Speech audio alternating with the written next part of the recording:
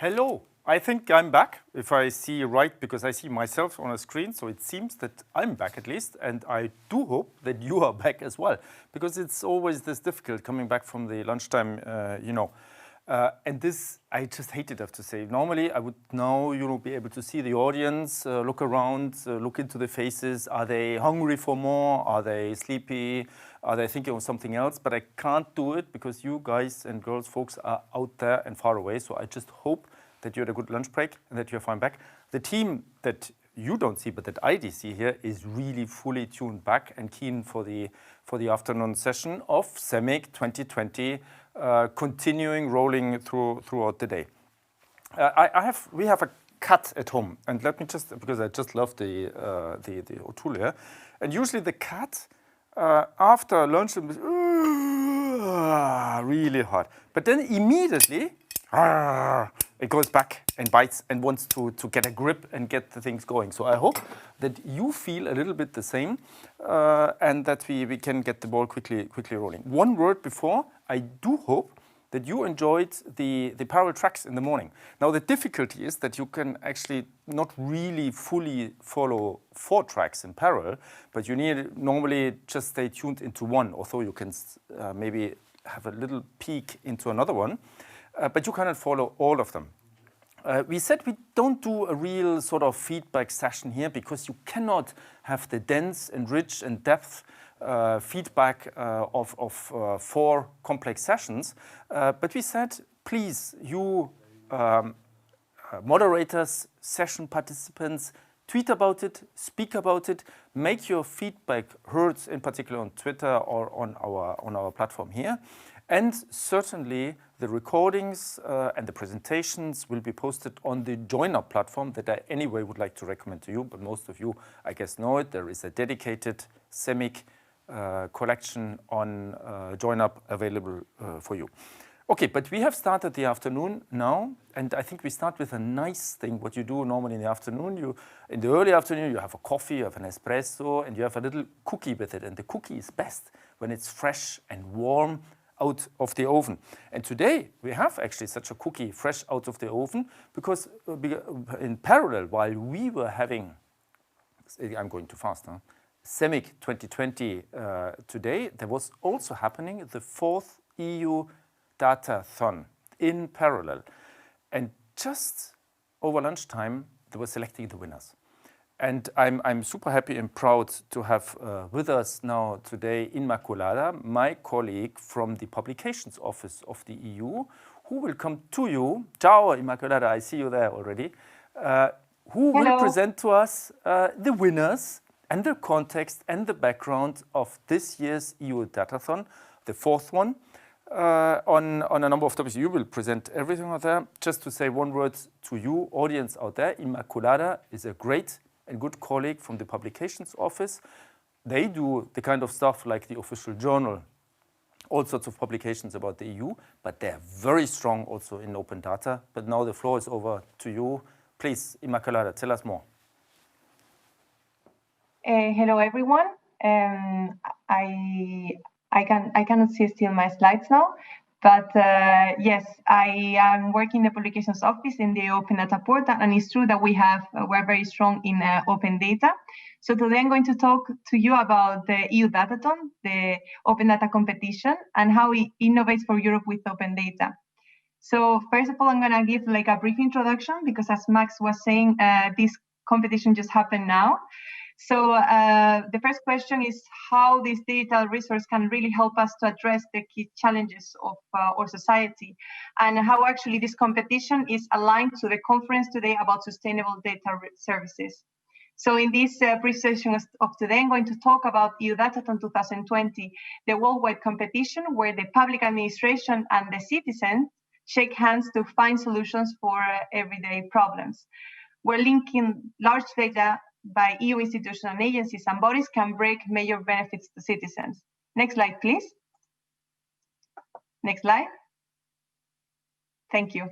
So open data has demonstrated to be the digital resource of our society with a difference that is unlimited. Many public authorities from all around the world have embraced the principles of open data and have established open data initiatives to bring it closer to citizens. Aware of this potential, the Publications Office of the European Union organizes this competition to improve and promote the reuse of open data made available by the European Union, to come up with new products and services, and also to invite data communities to learn from one another in this event.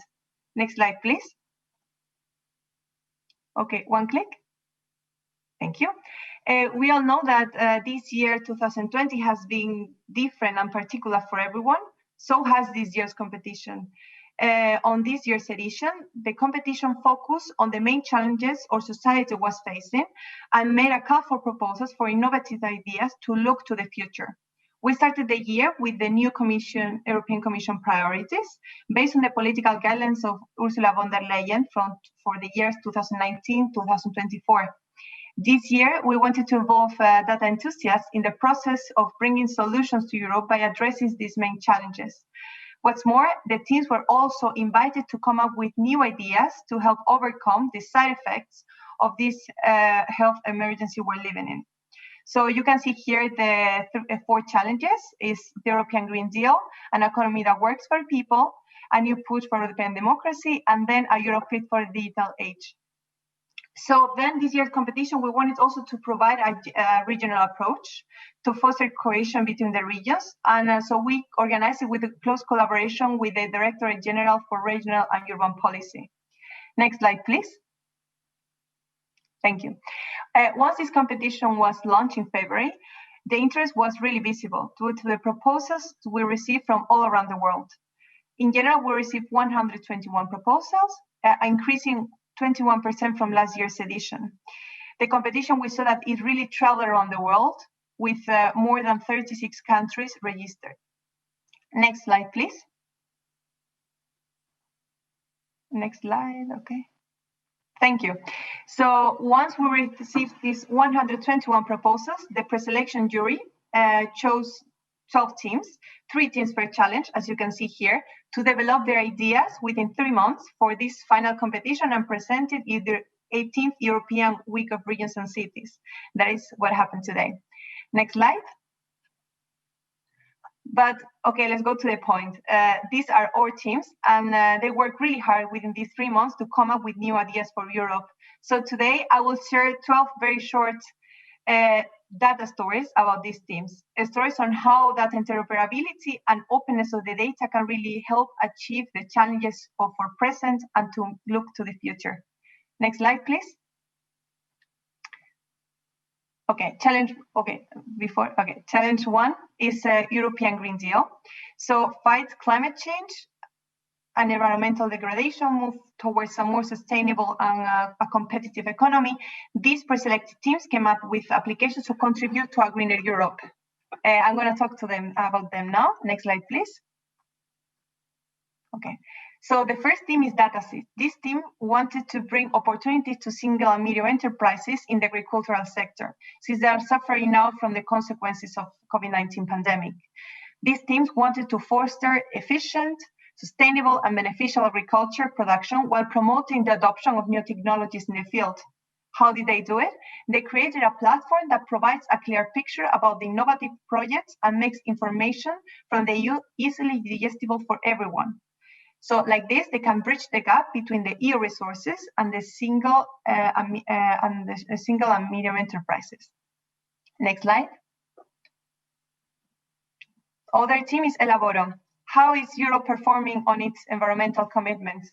Elaboro aims to respond these questions with their platform Spending Green. Under the slogan, green is not a choice, green is a solution, this application aims to evaluate the Horizon 2020 expenditures and impacts related to the environmental projects. It provides an assessment of the amount spent in each country and the insights on the outcomes. It will also allow users to verify the digital transformation initiatives from Horizon 2020 and forecast for the future. Who can benefit from it?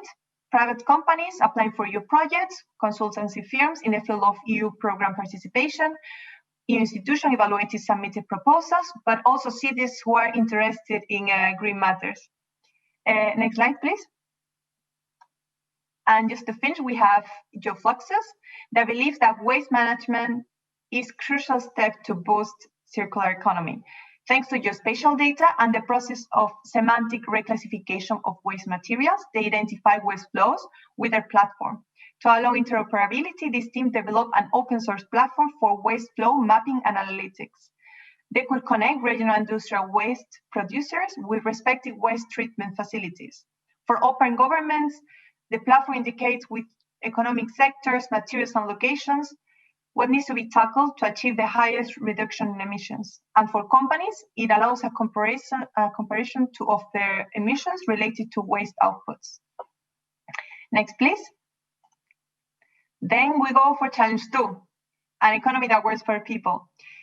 Here, it was more related to help to achieve social fairness and prosperity, strengthening our social market economy and support all regions.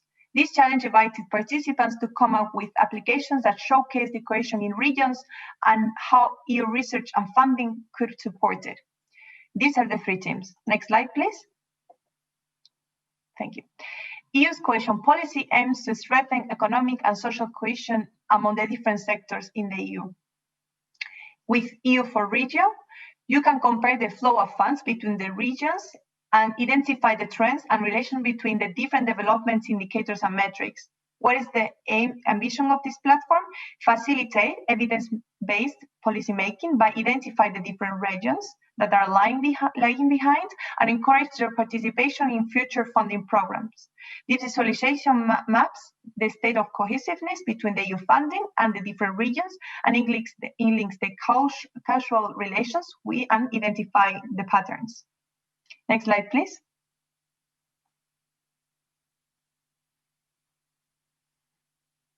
Okay, so are there similar regions in Europe? Giuseppe Solasso with EU Twinnings answered this question. He provides a platform that allows the user to find out which area in Europe to twin his region using several Eurostat indicators.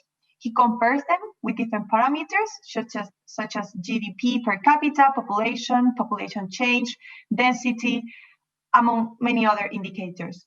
This platform can potentially help to achieve cohesiveness in the different regions at the economic and demographic level, and help policymakers and governments in the decision-making process, not leaving anyone behind. Next slide, please. And then to finish with this challenge, we have Team Finland. Small and medium-sized enterprises are the backbone of the EU's economy. So supporting SMEs after the COVID-19 is essential for the future of the European economy. This platform helps SMEs to assess their financial viability and provide free customized service for grants and investment options. Next slide, please. Now we go for challenge 3, a new push for European democracy. Fake news are threatening our democracies, and disinformation is the order of the day. Especially with this health crisis, we are more aware about this event and how important, reliable, and trustworthy information is. This challenge was focused on building apps to improve our democracy. Teams were invited to come up with ideas to improve transparency, to engage citizens, and fight corruption. And these are the 3 teams. Next slide, please.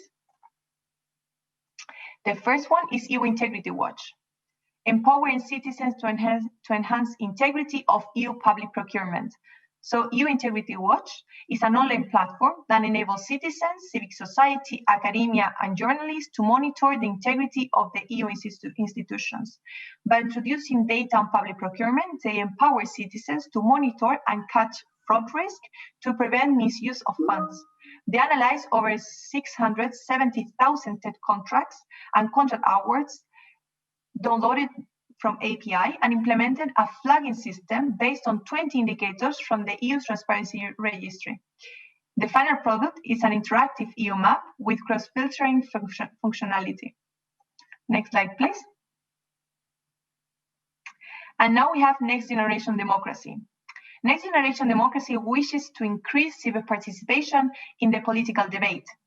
They introduce a new concept, the European Politician Future Readiness Index.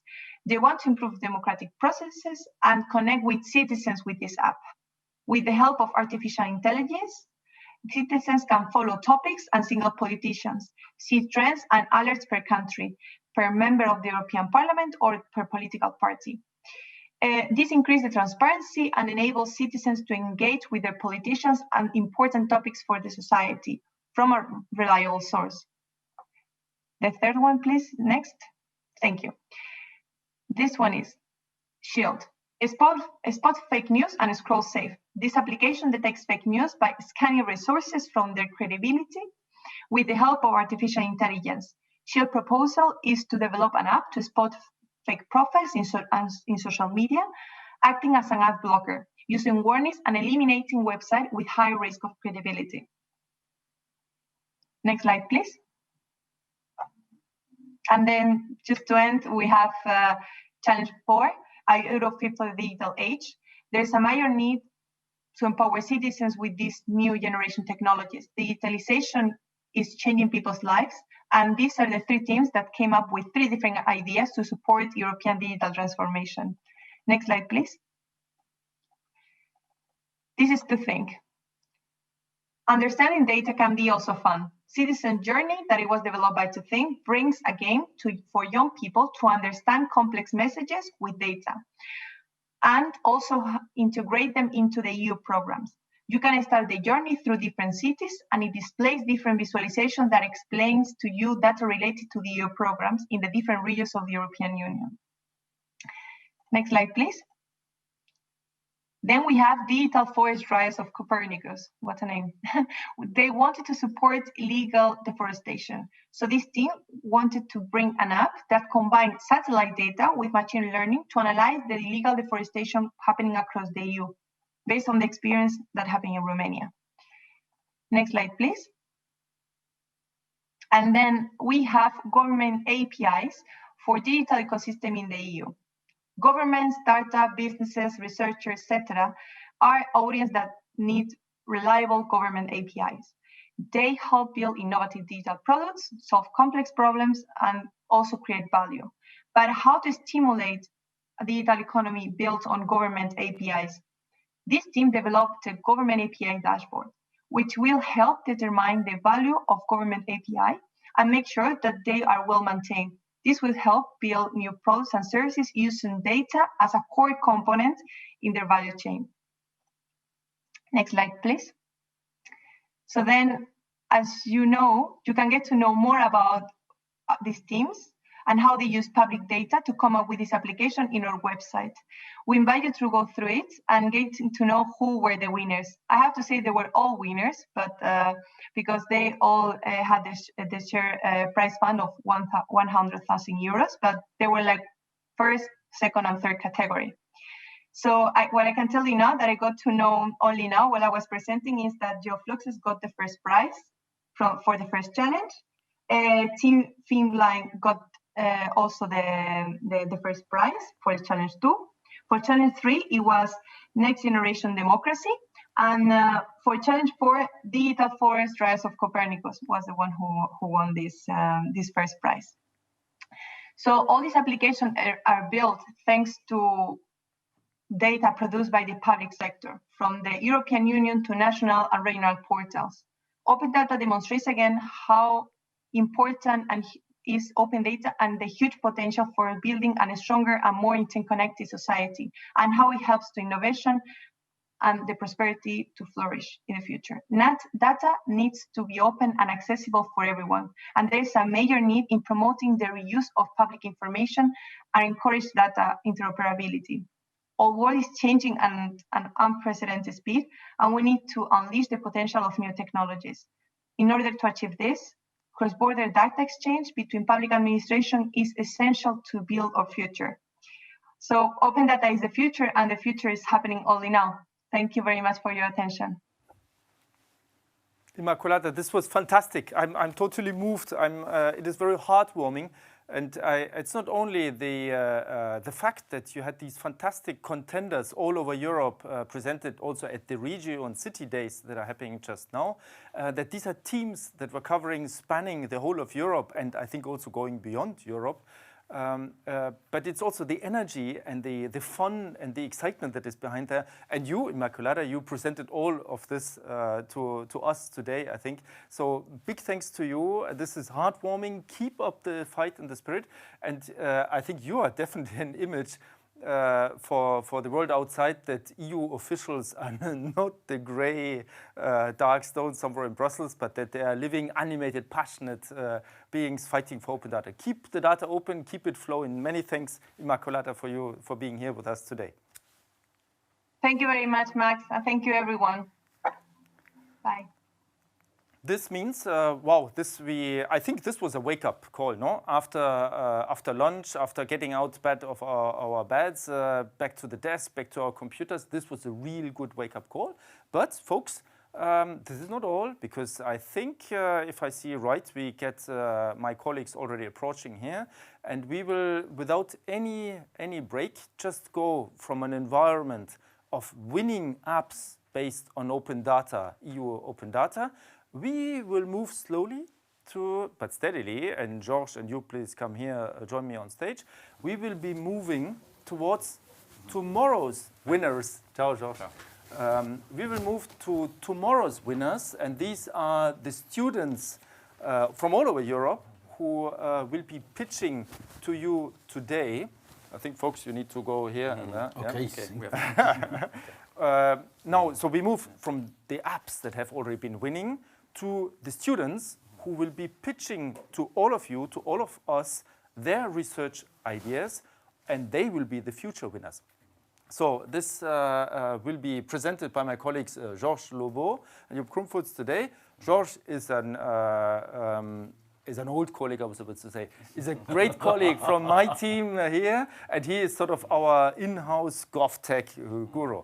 Joep is a very old friend, professor at the KU Leuven here in Belgium, with whom we have a very close and good cooperation on the Interoperability Academy in particular. You will tell us a bit more about this. And he and you, the two of you together, bring students from all over Europe to saying, hey, guys and girls, we have cool ideas, and you want to support us in our work. The whole of this is working in the framework of what we call the Interoperability Academy, something that is very dear to us because we think it is about skills, it is about sharing, it is about together moving faster forward. Remember what we said in the beginning, the community aspect is very important for all of us.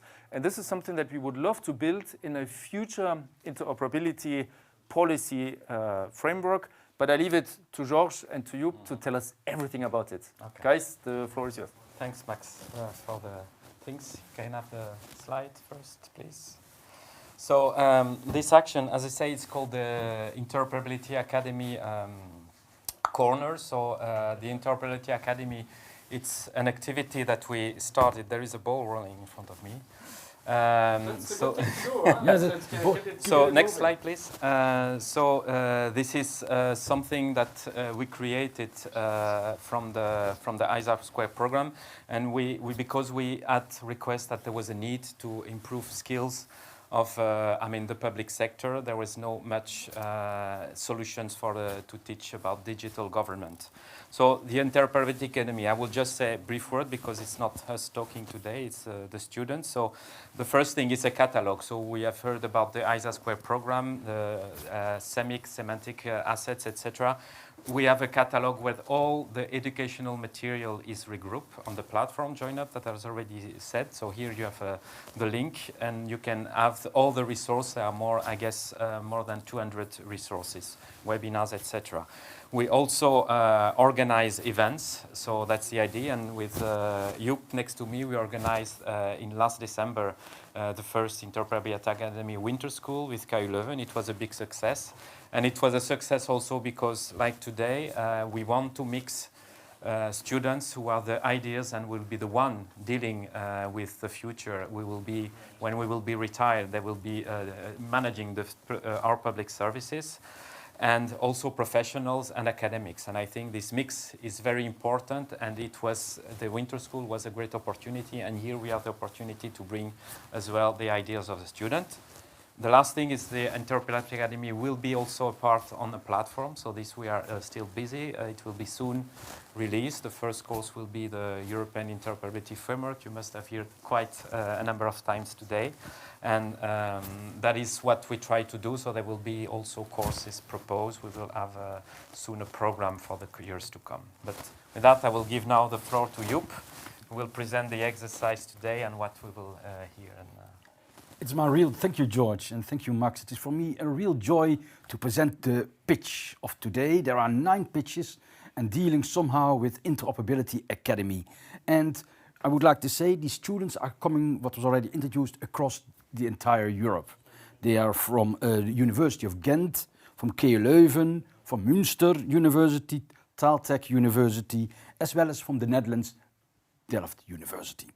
So I would like to say the next slide, please. Could you, because there you see the whole list. The order is alphabetic order, but then I realized I made one error there already. But this is the second one. But let's keep this order as how it is. What's the tension? So students were invited to give a 3-minute speech orally, no PowerPoint, because we thought all these technical issues nice, but we think we would like to need the content. We would like to transfer the content to you. So 3 minutes pitch, and then there's an opportunity, 2.5 minutes that you can ask questions, and you can ask your questions via Slido. I think you are all aware how to do that, and we would love to have your questions, as much as questions as possible. We would appreciate that enormously.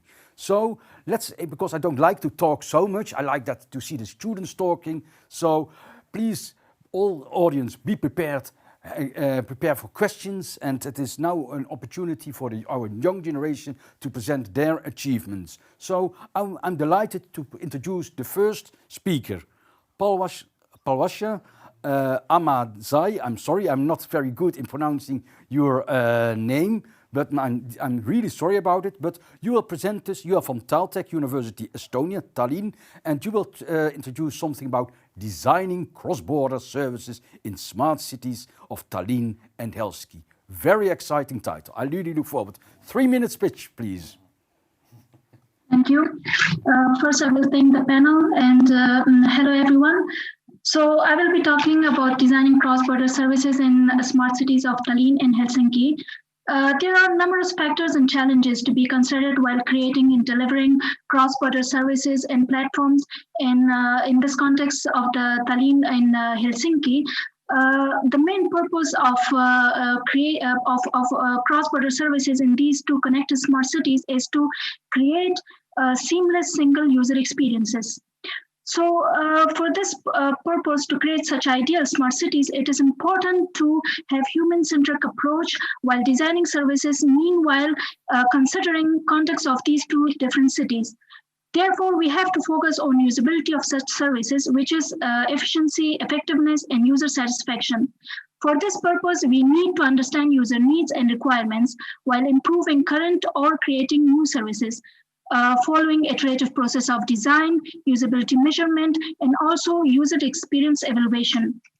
In other words, creating empathy and toward users and co-creation helps us to ideate and design smart services from the user perspective than just simply digitizing or integrating cross-border services. Another important factor I want to mention is delivering cross-border services is to identify different approaches to effectively integrate and exchange data between Tallinn and Helsinki. And the main purpose is to create the seamless single user experiences and also create the added value of data. For example, administrative data or data generated real time via IoT devices or other technological devices in the context of these two smart cities. So, in this case, in-depth user research is required to understand the impact of ubiquity smart services on improving the single user experiences, and also to focus on and improving and measuring the user satisfaction as well. To sum up, according to ESPN policy, brief, there are numerous typical obstacles that impede development of cross-border public services, which is unfavorable legal and administrative legal framework, and also cultural divide or one-sided scarce resources. Hence, it's important to identify such factors as well, and that might affect the creation of seamless user experiences in the cross-border services, which is in this context connected smart cities of Tallinn and Helsinki. Thank you. Thank you very much, Palwasha. Enormously appreciated. And are you on time? Yeah. Perfect. Because George is the timekeeper and he's a very tough man, so we have to really take that into account. So let's go to the questions. Are there questions from the audience? Is there one? Yeah. Yes. Are you using surveys or any another method for your project or your proposal? Sorry? Are you using surveys or another method? Currently, it's just the research phase that we are focusing what methods we can consider while we are trying to have this human-centered approach. So basically, yes, if we try to have this approach and we need to have in-depth user research. This means not the quantitative surveys, but qualitative research data, which is interviews, observation, or other methods, design methods or research methods that will be used. Thank you very much. Do you have time for another small question? Yeah. Okay, thank you. I have one question is, because we are dealing here with semantic interoperability, that's the topic of today. Is your research also referring to the topic of semantic interoperability? Are you also tackling that one? Yes, it is in smart city context, data is the main thing and the most important thing as well. But data is more efficient or useful when it is connected, and there is an interoperability factor as well. So, while connecting two smart cities from two different countries, yes, the semantic interoperability is also important, and we have to focus on that as well. Thank you, Palwasha. I think we have to stop here with this. No, we have one question if you can take one more questions. Yeah. Yeah, there was a question. Is it only in smart city, or do you suggest that also this approach could be used in, I would say, let's say, a normal cities? I mean, maybe non-digitized. I guess most of the cities are now smart, but can you answer that? Is that clear? Yes, I think you are saying like the smart cities, it doesn't, I mentioned ubiquity smart services as well. The main thing is that by smart, it doesn't mean that people have to use technologies as well. If we are having human-centered approach and we are trying to mix this ubiquity services or by using the real-time data that is generated from other tools or devices as well. So it means that, yeah, we are trying to improve user experiences, which via technological devices or non-technological devices as well. And yes, it can be used. These practices can be used in non-smart cities as well, FUS as well. So that's the approach. The main approach that why we want to have this human-centered approach is that we are more for us. It's important the human factor. If it's not like technology-centric, but technology-driven approach. Okay. Yes. Thank you very much. I'm sorry that we have to interrupt you, but very nice. And thank you very much. Thank you. Let's go to the next question. The next speaker on the list. Can you go back on the... yeah. The next speaker on the list is Isadora Beatriz González Rios. And she will present a very interesting topic, the role of dynamic capabilities for sustainable interoperability solutions. Isadora, the floor is yours. We are really excited to hear about your research. Okay, thank you, Professor Joep. Hello, everyone. My name is Isidora, and I'm a student of the Pioneer program, and I'm here to tell you a little bit about my master thesis project. In order to do this, I would like to start with a question. So it goes like this. How can we ensure that interoperability will be a sustainable endeavor? And more specifically, what do public organizations need to ensure that interoperability solutions will be sustainable? I imagine you're familiar with the interoperability framework and are thinking, well, we need the legal layer or maybe the semantic layer. And this is valid because we can look at this question from different perspectives. But being just a political scientist trying to do her master's thesis about this in this semester, I will only be looking at the organizational layer of interoperability, which is all about the alignment of internal processes of public organizations, and also about the organizational capabilities. So I wonder, when translating this layer into reality, are we considering this alignment as an outcome or as a continuous incremental process? This is open to discussion, but I think that as each public organization is subject to multiple triggers of change coming from the environment and from within, alignment cannot be seen as an outcome once achieved and ensured forever. Alignment is a process that can constantly improve, and thus, public organizations will need the proper capabilities to sustain this process of alignment by both sustaining standardized operation while also adapting, innovating, and reintegrating. This is what Professor Cattell has conceptualized as dynamic capabilities for the public sector, meaning capabilities that can sustain operations while integrating change. As you may know, the Interoperability Academy is aiming to provide the digital skills and interoperability-related competencies that civil servants nowadays need. Luckily, I have been given the opportunity to do an internship with a team of researchers and consultants that is developing a framework for this. Taking advantage of this opportunity in my research, I will try to answer these questions. Who are these civil servants and what that require these interoperability-related competencies, and what competencies are they gaining? And most importantly, how do these competencies interact with their own public organizations and processes within them? Are they being integrated and sustained in the long run? And finally, how is the Interoperability Academy addressing this long-term assessment of the competencies it aims to provide? I hope I was clear and didn't lose you somewhere in these 3 minutes, but I would like to leave you with my final question, which is my main research question, and goes something like this. What dynamic capabilities do public organizations need to develop sustainable interoperability solutions? Thank you so much for your attention. I'm looking forward to hear your questions and thoughts. Thank you, Izzy, for your excellent pitch. It was really on time and we are very happy, and I would like to give you applause. Thank you very much. Are there some questions from the audience? And of course, George has one, but maybe it's also one from the audience. Maybe they are all typing something, but meanwhile, you can introduce the first question. Yeah, I mean, because I've been working as well on the, and it's one of the most complicated part in the interoperability, the organizational one, because as we know, I mean, European Union is very different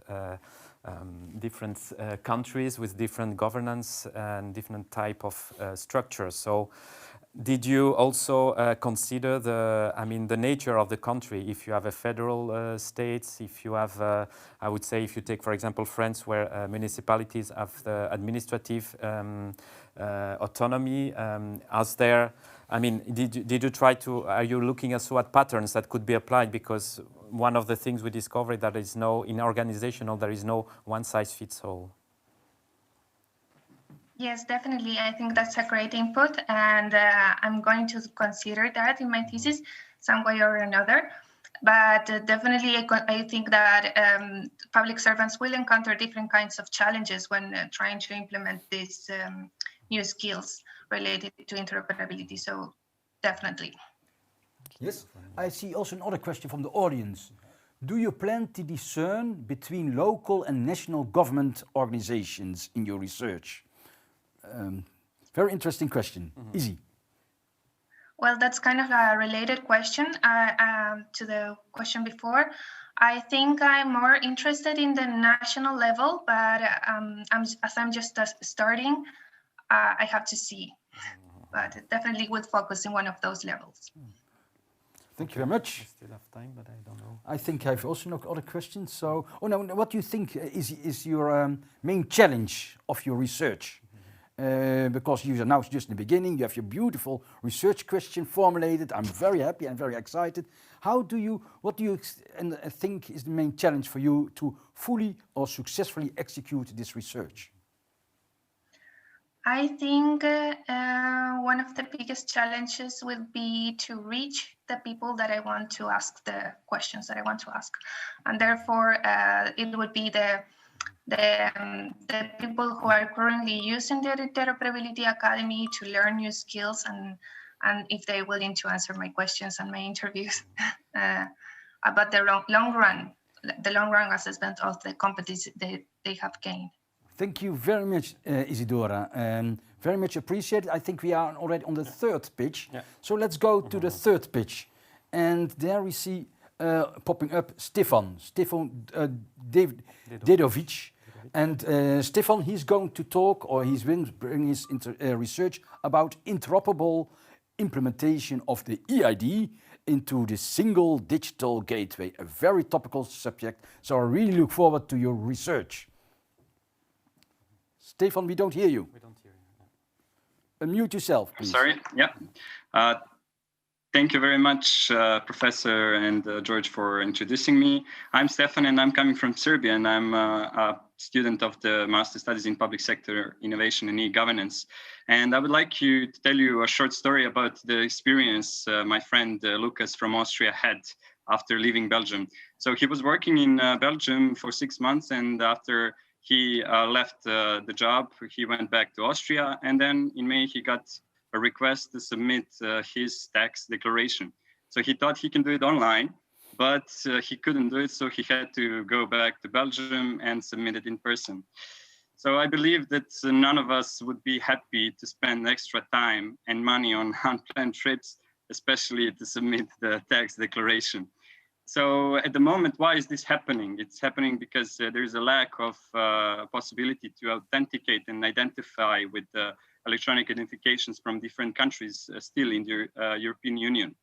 And at the moment, there are only 15 member states that are able to identify and authenticate citizens between each other. And one of them is the United Kingdom, who unfortunately left.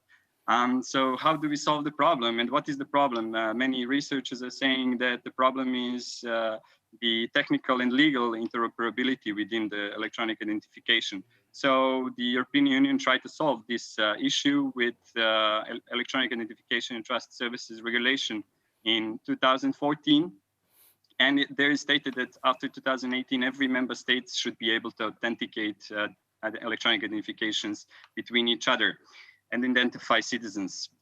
So also there is a technical solution from the Connecting European Facility of the building block named EID. And this is like technical and also legal issues, but there are lack of academic interest in the non-technical part of the organizational part. So what I would like to do is I would like to do a research on the organizational and semantic interoperability, because in different member states, there are different infrastructures, different philosophies, different identity management systems. So I'd like to do research on how to implement the electronic identification that is interoperable into the single digital gateway in future, that it says that in 2023, that will be able to every citizen to fulfill the procedure. And I would like to ask you, what do you think, what are the main barriers that this is still not acceptable? And also, what do you think that are main challenge? And when do you think this will be possible, that every citizen from each country, and last but not least, what do you think when Lucas at the end will not have to go back and spend extra money and time on this just because he couldn't do it online? Thank you very much, Stefan. Thank you. Thank you very much, very interesting. So, Thank you. but let's go to the questions. There are no questions popping up. George or Max, you have no question? No, if you... No, I think because you said you want also feedback and something else, and this is something I see you just hit where it really hurts, because we see the single digital gateway as one of the most complicated and most difficult things to implement across Europe. On the other hand, just like you said, one that will make a massive difference for people and citizens, for all of us all over Europe. So any piece of research, any piece of injecting ideas and creating movement there is very important. That's one thing. And the second point, and this goes a little back to the question that was actually asked before, is that the most difficulty that I see there is actually at the local level. So we need to balance between the central government and the local level. And so any research that you can do there, sort of again, like George and Joep also said before, look at the local level where the most difficulties are and support the local level to the uptake. So this is just because you say here also challenge and contribute ideas. That's from my side. Then we have a question from the audience. I didn't look very well, but why waiting for the implementation of EIDAS regulation to set up the trust infrastructure? Can't we use an existing one? I don't know if you are able to answer that question, I Stefan. mean, I'm not able, but I know that there's like open public consultations, and they are still on the at the moment, and they will change because there are some challenges, because it's proven that still not all countries are having the electronic identification notified to member states and to the European Union, so it can be recognizable of the EID. So that's what I know, maybe. Maybe someone to add or not? Yeah, I mean, for me, it's so. I mean, I would like just to add what Max said. I mean, it's really timely. I mean, it's the type of things we are looking, because, of course, there. I mean, as Max said, it's. I mean, the single digital gateway is something that is very complicated. It's very vast.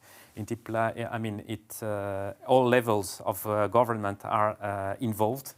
So, and depending in some countries even more. So this is something that, I mean, look at the local level, regional level, because you have federal states, but as well it's to take into account, I mean, these are I would say it's a building block. It's something we have to look into, and there are many elements, and it's very important, and we are really looking forward of the results of this research. And maybe if I can jump in this one, because the question before was, why do we wait for implementation of the regulation? We don't need to wait, because just like Stefan, like you said, actually there are building blocks ready, available for reuse.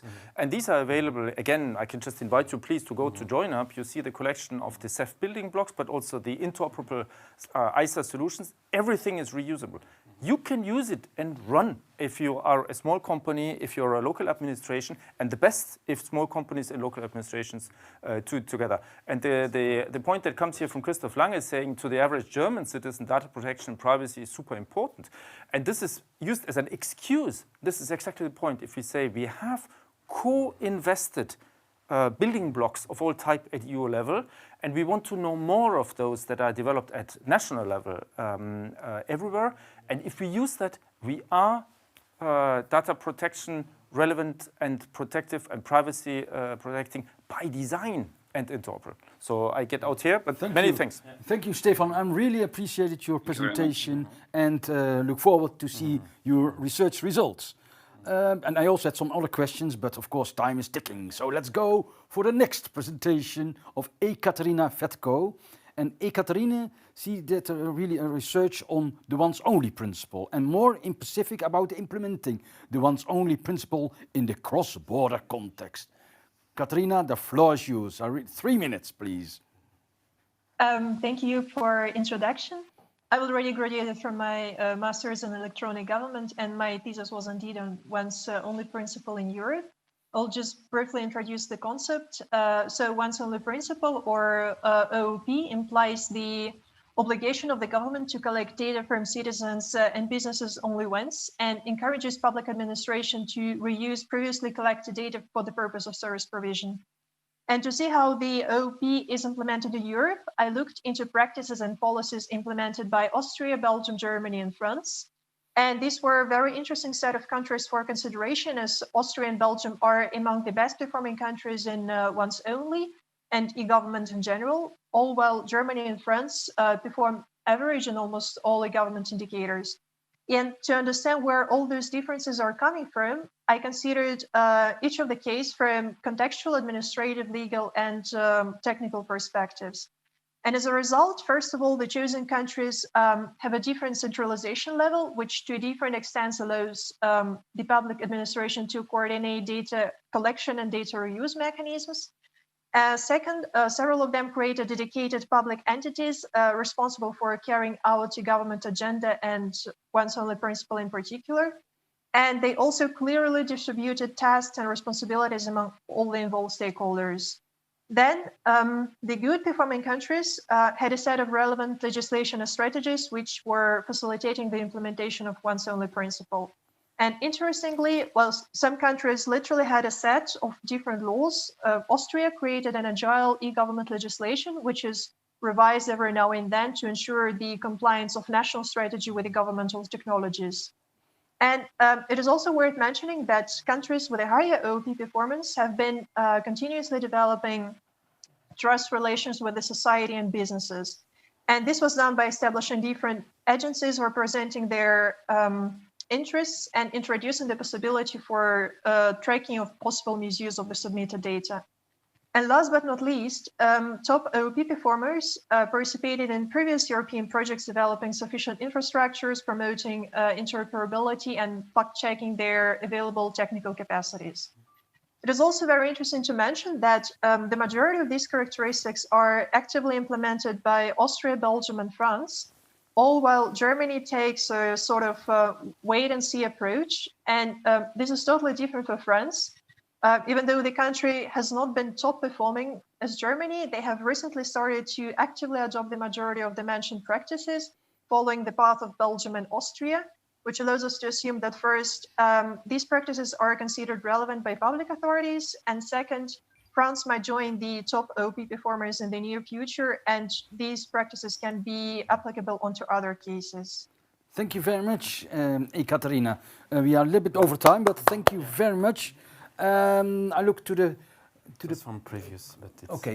not Are there questions from the audience or from George or Max or myself? For me, it is a question about the once only principle in the cross-border context. What do you think is the main challenge or the main?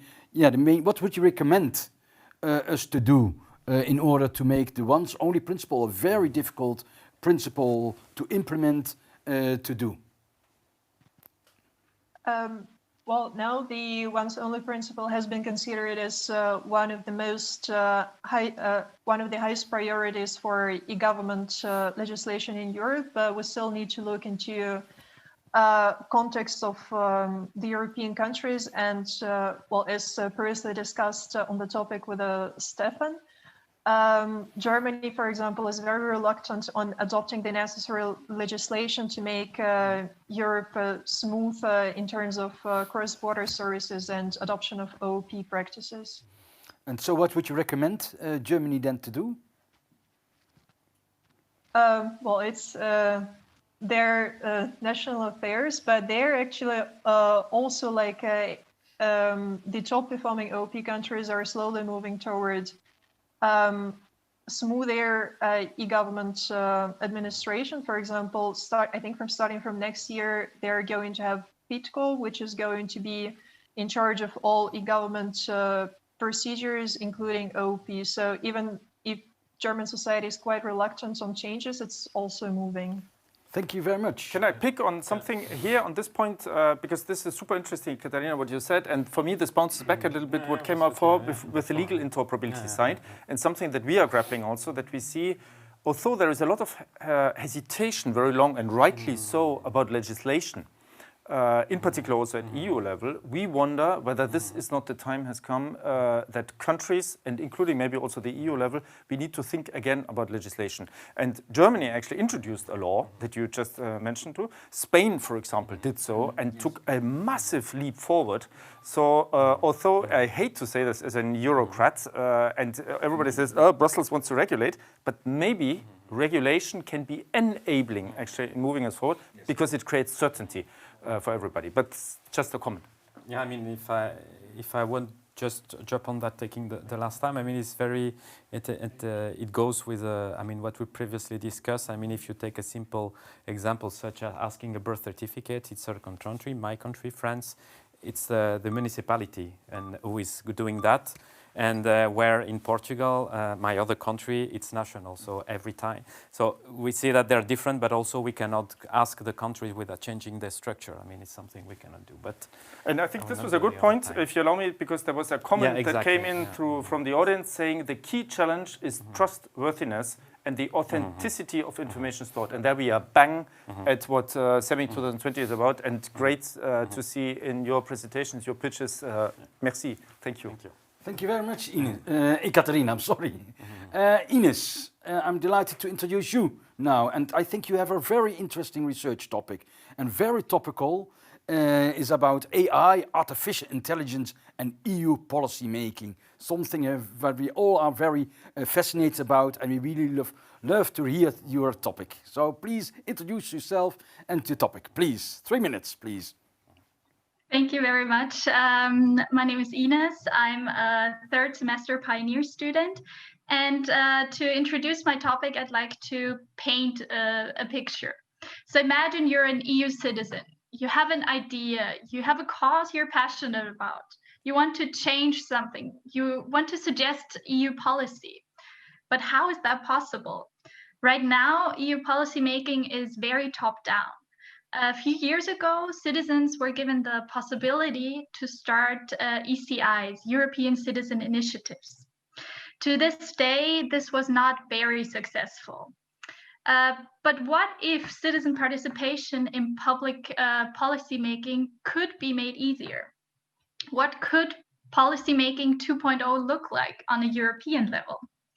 There are various papers that outline the impact of artificial intelligence on public sector efficiency, healthcare delivery, or managing of public transportation. But what about policymaking? That's why I want to look into what could AI contribute to increase citizens' participation in the EU policymaking process without compromising transparency and accountability. So there's three main concepts in my thesis that are central. The first one, of course, is citizen participation, namely the different types, also according to Arnstein's ladder of citizen participation. The second one is transparency, and the third one, accountability. In my research, I want to analyze case studies involving citizen participation projects supported by artificial intelligence on various levels of governance. And I want to have semi-structured interviews with experts to elaborate on the scalability of on an EU level.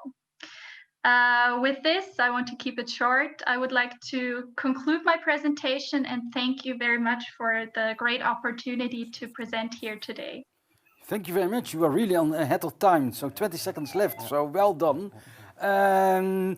First, I have a question. You said you were focused on some cases. Do you have some concrete examples of cases? So I don't yet have confirmed cases. I currently have two that I want to look further into. One is a project involving opinion mining on the youth and environment level, but I'm still more on the exploration stage. Audience, please, if you have some interesting European citizen initiative, you know how to find Ines, please. One question, in fact. So there is one question: how can research into the effects of climate change contribute most usefully policy? I mean, perfect example actually for seizing citizens. Ines, any ideas? Could you please repeat the question?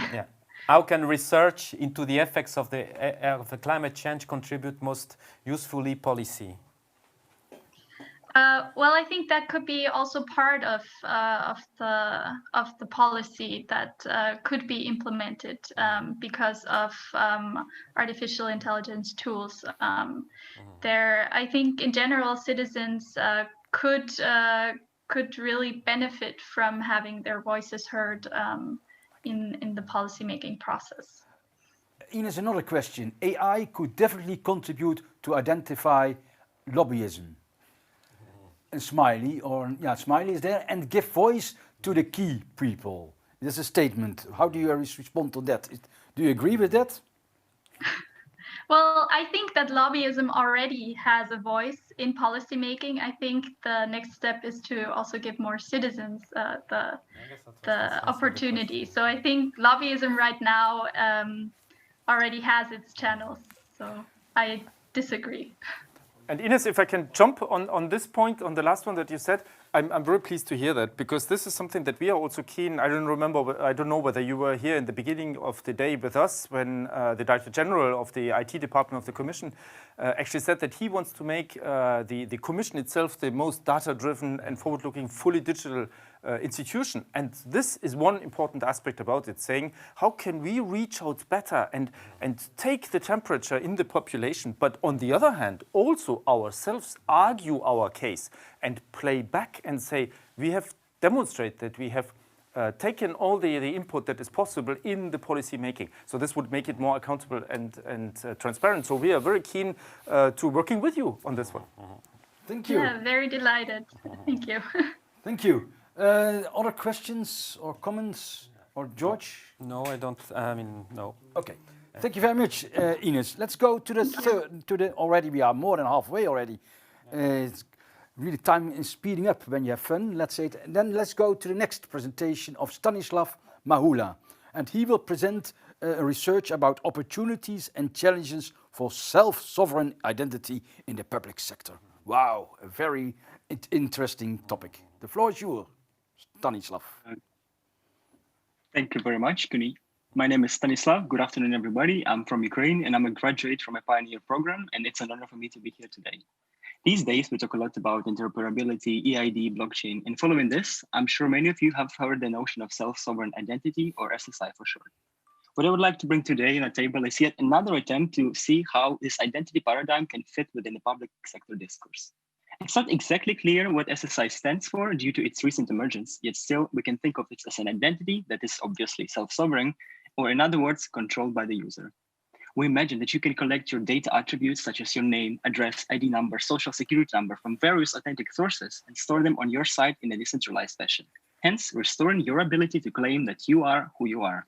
It already got a lot of attention from business, academia, and recently from the public sector too. Since I've only got 3 minutes, I will not describe those cases in detail, but instead I invite you to engage into a discussion of what future for identity management is there for the public sector and what it means for the governments, and most importantly, what it means for us citizens. I conducted a study for my master thesis to see how SSI fits to be used in the government, using the case of Belgium as an example. I have talked to experts from various fields, studying available sources, and I'm happy to share the findings. In fact, SSI promises to bring more transparency, simplicity, usability for citizens with various use cases possible, starting from verifying your age into a decentralized ownership of resources. Bringing self-sovereign identity seems to be a dramatic change for the state of affairs in the government because it will challenge their existing authority. We should seek clarity to draw a line between identity information that is verified by trusted parties and self-issued credentials that each of us as an individual can claim. Moreover, it will be also difficult to change it on a political level, especially if a robust identity infrastructure is already in place. And overall, I can conclude that SSI indeed holds the potential for restoring citizens' control over our identities and allow cross-sector and cross-border interactions by means of reusable credentials. Speaking of the technology, blockchain was seen not as a silver bullet, but rather, how can I say, a great tool to be at the backbone of this technology. So in the future, I foresee a close collaboration of multiple stakeholders, and I think it will not take much time for SSI to grow. Of course, there is still a need for a future research on economic benefits and user-friendliness, and have better prototyping and piloting before any hard conclusions can be made. It is up to us to dictate what the future of identities will look. They say the change is the only constant, and I think that we should be able to control our data, and that change should happen. So I'm happy to discuss the questions if you might have, and thank you very much for your attention. Thank you very much, Stanislav. I see Max is eager to write a question. No, but that's so not that's very, reason. No, but guys, while we wait for you to type. No, exactly. No, you have a question. Yeah, I may have one because it's very interesting because as part of the ISA² Programme, I'm also participating to this innovative public service where we run pilots, and there was when we started this action, the first pilots were using blockchain pilots, and one of the first use case was the self-sovereign identity. So I guess it's really timely. I mean, we're happy. I mean, the result should be also on join-up of the work that has been done, and this was the pilot that allowed to create EBSI, the self-building block, the European Blockchain Service Infrastructure. It was used to, I mean, it's a domain-agnostic infrastructure that will allow to use blockchain for diverse application use cases such as self-sovereign identity, notarization of document, and so forth. So. This was my question to George. It's good that we sit closely. But come to us, Stanislav, and speak to George and other colleagues. We can point you to others, but also speak with Stefan, who was presenting his thing on the EID and the single digital gateway, because this could be a way forward. But we had a question coming in from Anonymous, whom we know well, because Anonymous is posting lots of questions. Probably he's a multiple personality. And so Anonymous says, please, Stanislav, explain how self-sovereignty can contribute to interoperability. which he or she thinks is a very interesting topic. Thank you, Anonymous, for your question. I think, in fact, self-sovereign identity can lie at the core of interoperability, because if there is no central unity that controls who issues the credentials and what is this, if there is a standardized format of how this identity information can be used, it can be applied anywhere. And therefore, beyond borders and sectors, we can use our information that is stored on our site in this decentralized way. It's unlike blockchain. There is no central unity to control. Everybody from everywhere in the world can connect to it. And then, therefore, with identity information, it can be the same. I will not struggle anymore presenting my Ukrainian ID in Belgium, because people will not be able to read Cyrillic alphabet. It will be a unified way of doing it. So if that answers the question. But of course, it's a very long discussion. I think that Anonymous will be happy with this answer, I would assume. So someone else is there having a question to you? I don't see anything popping up. So what do you think is the main challenge for you to achieve self-sovereign identity in the public sector across Europe? What, Stanislav, what do you think is the main challenge, or what could you recommend us to do?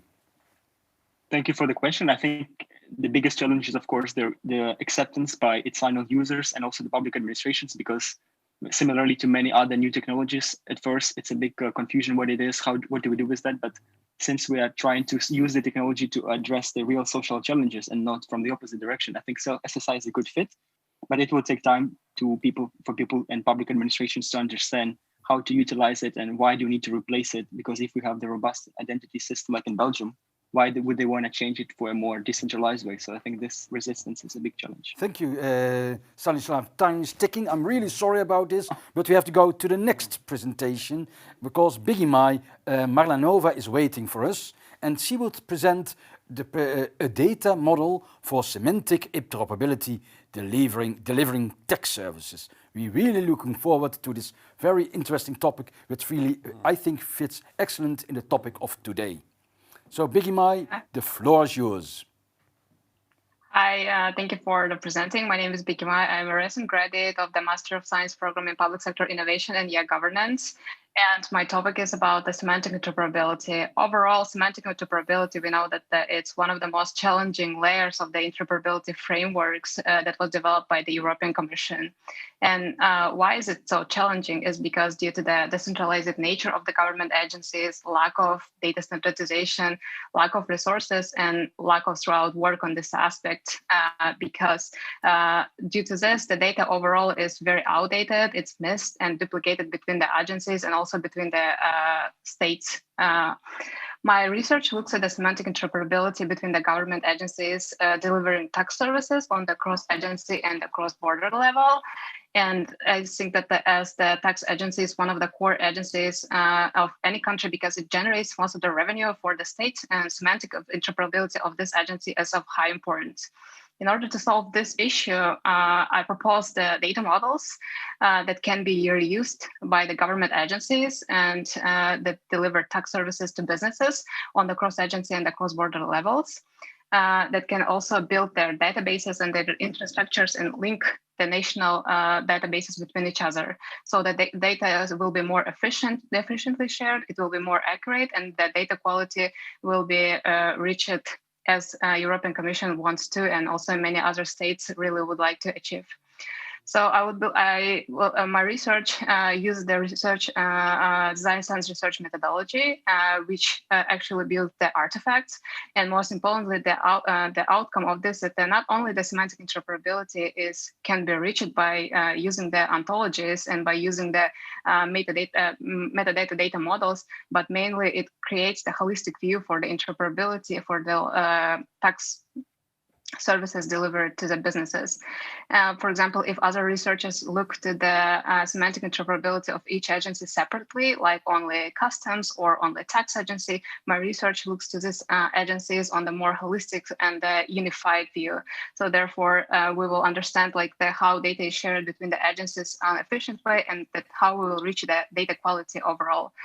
Most importantly, by unifying public agencies, by means of semantic interoperability, we can be ensured that the data that is shared between the agencies and also between the governments is accurate and up to date.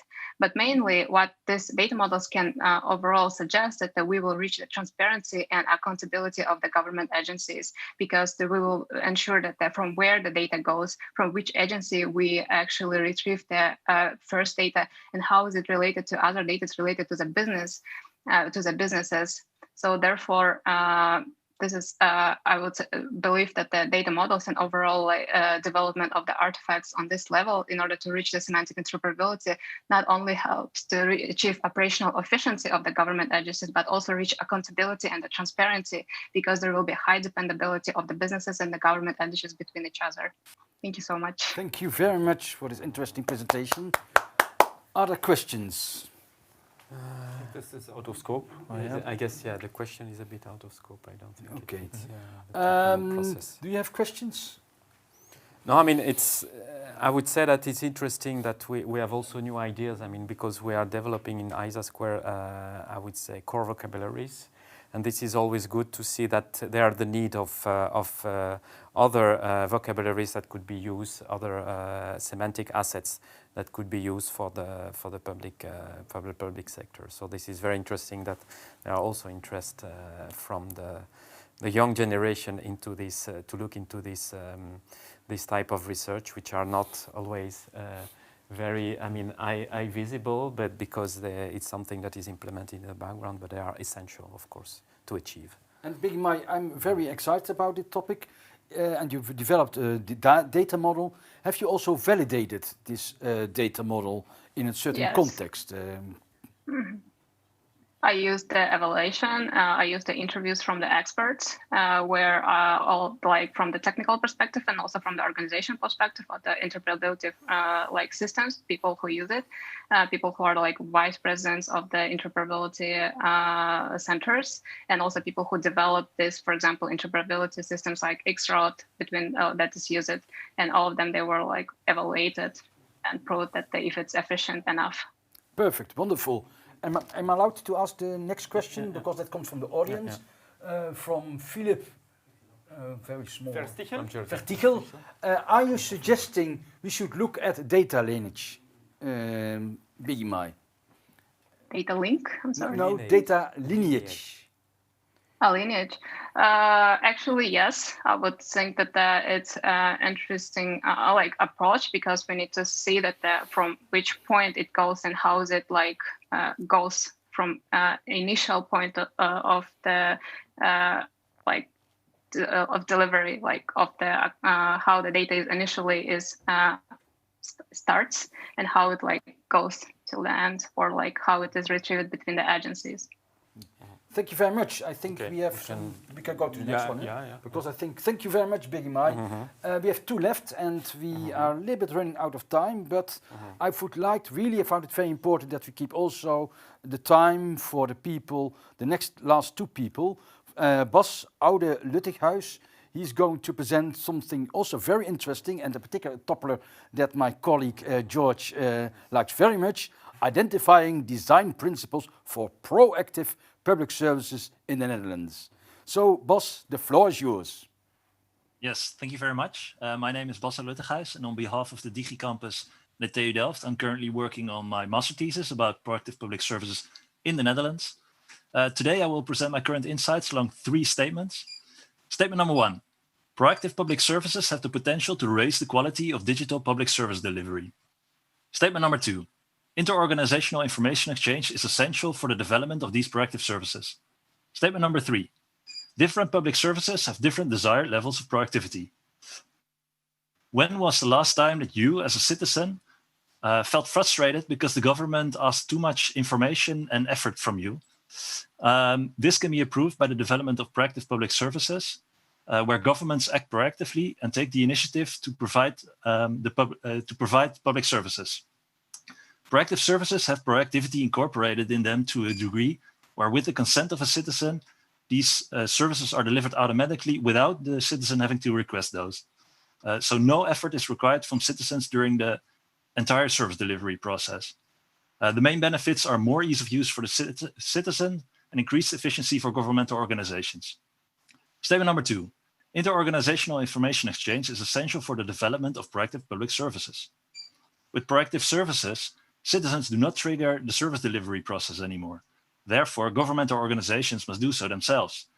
This, for example, this can be done by triggering services based on live and business events, introduction of new laws, or by bundling services together.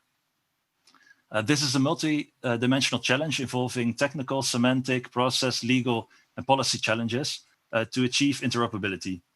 No one-size-fits-all solution will be applicable. Some public services are more suitable for the incorporation of proactivity than others, due to their characteristics or user acceptance. Statement number 3. Different public services have different desired levels of proactivity. Although not all public services can be transformed towards proactive services, most public services can benefit from the incorporation of some elements of proactivity. Moderate levels of proactivity can be achieved by proactive provision of information, for example, as well as by reducing the amount of information and effort that is requested from a citizen. I've developed an analytical framework to be able to better classify and understand these moderate levels of proactivity, and I'm currently working on determining what levels of proactivity are desired for what types of services. Ultimately, I want to use my insights to develop a framework of design principles which address how governmental organizations in the Netherlands can raise the level of productivity of their services. Having many nationalities present today, I would love hearing interesting examples of how proactivity or proactive services are currently being incorporated in your country, as we can learn a lot from each other. And moreover, I would like you to invite you to collaborate with us at www.digicampus.tech. Thank you very much. Thank you very much, Bas, for your very nice systematic presentation on proactive public services. So I think I first give the floor to you, George. Yeah, I mean, as Joep said, I mean, it's something that is very important to me, not just because it's more efficient, etc., because I think it's a way to bring also the trust to the public, to the citizen, that, I mean, the fact that we collect the data, it's for a benefit for them. It's not like, I would say you could use the data like it's done, I mean, rightfully, but also to detect fraud, etc., but also to be proactive, that if you have the data, you can automatically benefit from something, a public service. You should not ask for it. So that is something that creates trust from the public towards the government. So I guess this is why I found this very important on a philosophical point of view. About the challenge, I mean, because I invite you, I will send you also some, because we have some examples in studies we made. Did you find among the challenges for proactive services, I've heard that one is budget. I mean, one example was, for example, social turf in Portugal, where they went to 80,000 beneficiaries to 800,000. So it has a high impact on the budget. What is one of the most important impact, or there are other challenges? Challenges, or there are others you see? I think there are many challenges. I think public services always they always have limited resources. You have to combine the economic values with the democratic values that these public services serve. So if you have a very expensive service for only very little amount of people, you should consider maybe developing another service, investing your resources in that. I think there's another interesting challenge. The Dutch government, like other governments, wants their citizens to be in control of their data, and how citizens should consent for proactive services, or the information exchange, or the delivery of proactive services. When and how, for what service citizens should consent is a challenge and needs to be determined. Thank you very much. There's only one short question and also a short answer, please. It's from Tuoko. I can't find What are the connections between interoperability and proactivity? But I think you mentioned it. But yeah, I think I mentioned that one because the trigger services are not triggered by citizens anymore. They need to be triggered by other means. Therefore, information exchange is necessary. Therefore, interoperability is required between governmental organizations and third parties. Thank you for your short answer. Very much. Let's go to the last one. I see that we are really a little bit running out of time, but Max said everything is in control. So let's go to the last one. And also would like to say last but not least, Dwight van Lanker, and he's going to present Maintainable Web APIs and for a very important organization, the Flemish Information Agency. Dwight, the floor is yours, and I'm one ear at the moment.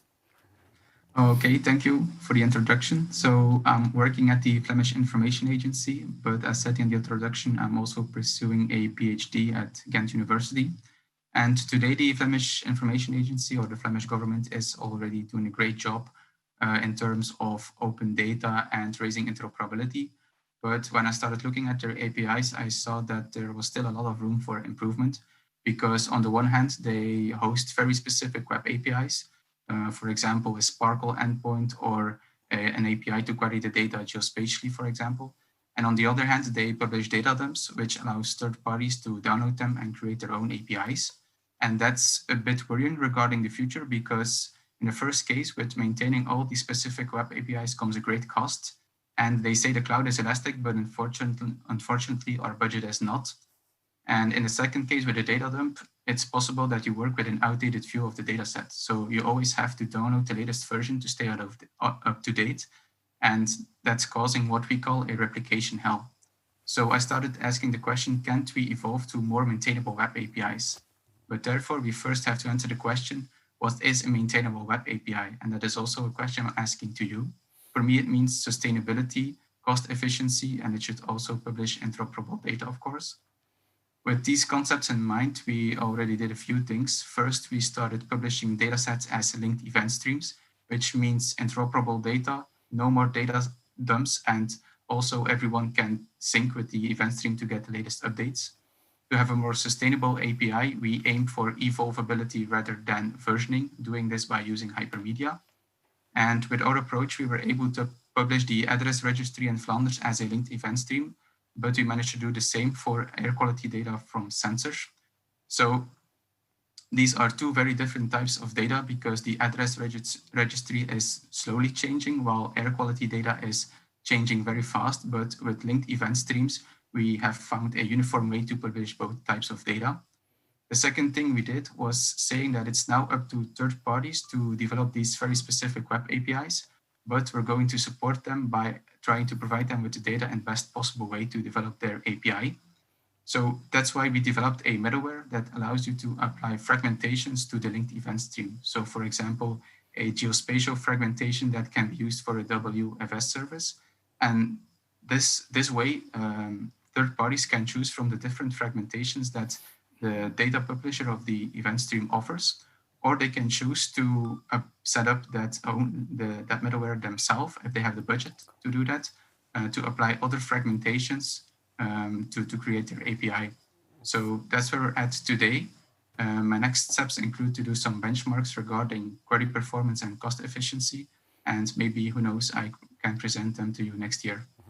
Thank you very much, and I really look forward to your research results next year. Let's go for that. So, is other questions from my dear colleagues? I think spontaneously, just reacting to how you said it, that this links very well to the whole theme of the conference today, where we have sustainable data services. And I don't know whether you were already tuned in, but check out on the website of SEMIC 2020, but also on JoinUp, the presentation from Eric Wilde this morning, which was all about the topic. But I think that he might have some slightly different approaches to some of the things. So much of stuff for you to discuss with him. And I would suggest, thank you. We have here a question from Magnus. Magnus, who asks or who suggests and says, you should look into how Wikipedia support versioning and accessing version history. Also, versions need public identifiers. Yeah, indeed. So we already started looking into that. So the Flemish government is, for the address registry, they are already providing persistent identifiers. For air quality data, we are still researching how to provide persistent identifiers. Okay. Thank you. Then I think... Yeah, I mean, just to say that also for the topic that we are currently conducting a study called APIs for Innovative Public Service with our colleagues of Connect and the JRS, the Joint Research Center. I guess they are consultation, you can send comments, so I mean, I welcome you also to have a look, and you can contact me as well to get in contact. Thank you. And with this, we close this pitch. And I really would like to say, before I give the word back to Max, that you did all up an excellent job, really on time. It was very comprehensive, the topics. And for me, heartwarming to see all the variety and also the useful and relevant topics. Thank you to you very much for making this all happen. And I would love now to give the floor to my dear timekeeper or to Max. Yeah, I just want to say a word that I'm really reassured that the next generation is very good, and so I've no worry for the future of public service, because what we saw here, it was something that is very much in line with what we're doing, and it's really encouraging to see that. But now, if you allow me, and totally off topic, I would like to say also what I found very reassuring, that the gender balance is better than we three old farts here on the podium, okay, which shouldn't be happy. No, guys, stay here. But this is very reassuring what is coming up, so I'm totally with you. I found it super exciting. There was fantastic dynamics, and the way you presented it, the way you presented yourselves and your ideas, the passion and the drive behind, I think was really, like you said it, Joep, it was heartwarming. And I saw this also, that actually the reactions from the audience that is out there all over Europe, actually all over the world, up to India, I saw, coming in and saying, yeah, that's a good idea, contact me. We have the same reaction from colleagues of our team in the Commission who were watching from behind here, and in particular said, yeah, write to me when you want to know something about the single digital gateway and the once only principle. There are teams working behind at the Commission and the member states. Get into contact with us, but we would like to play the ball also back into the audience, saying, you have Joep and Georges here, who can link you folks out there interested in SEMIC, in interoperability, in the once only principle, in future technologies for IDs and so on. These people are there to bring you to these students and help these students to make more meaningful research that can again help public administrations and companies all over Europe, because that's something that is very important for us, that there is a difference between a public service and a private company, but we need to bring the private companies and the public administrations closer together to innovate together, but in a sustainable way, without these versioning breaks.